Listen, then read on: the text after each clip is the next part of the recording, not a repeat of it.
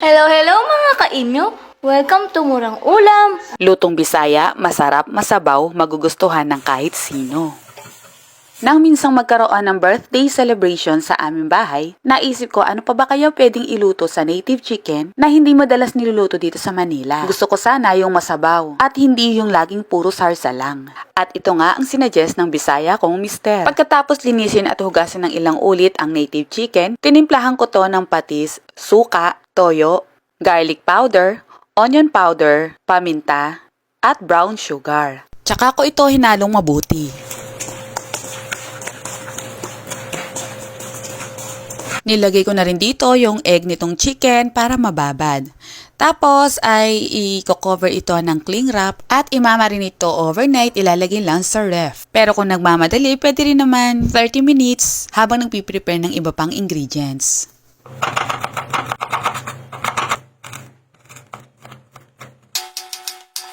Ngayon naman, simulan natin sa pagpapainit ng mantika. Iginis ako dito, una ay ang luya at nang umamoy na, sinunod ko naman dito ang bawang at sibuyas. Pinagsabay ko na. Pero bago pa tuluyang maluto ay naglagay muna ako dito ng patis.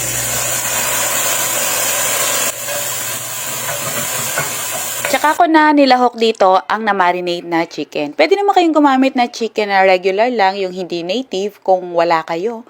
Kasi sa totoo lang, ang hirap talagang makahanap ng native chicken dito sa Manila. Ito namang itlog ay ilalagay ko na rin at tsaka ko na to lalagyan ng tubig. Bali 2 liters ang nilagay kong tubig dito, pauna lang yan kasi palalambutin pa natin itong chicken. Siyempre lagyan muna natin ng tanglad, ibuka muna natin dito sa bandang root part. Mas mainam talaga na meron tayong tanim na tanglad kasi talagang nagagamit natin itong pampalasa, pampaamoy at pampatanggal ng lansa.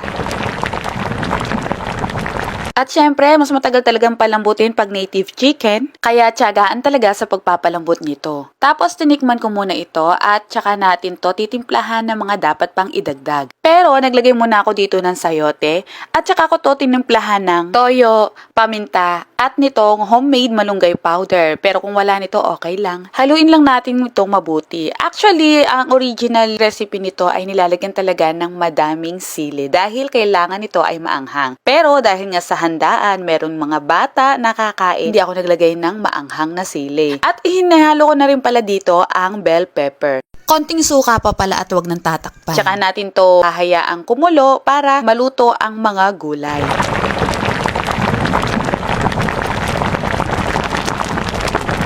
Naglagay din ako dito ng dahon ng sibuyas. At sa ibang probinsya ay naglalagay ng gata. So, choice nyo yun. Disclaimer lang po, alam ko maraming magre-react dito dahil hindi natin masasabing halang-halang kung hindi nilagyan nito ng sili o hindi maanghang.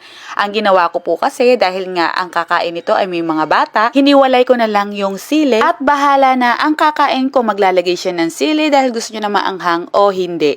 Kayo ba mga ka-MU, anong mas bet ninyo? Maanghang na yung buong dish o nakahiwalay ang sili para may option? Comment mo naman yan.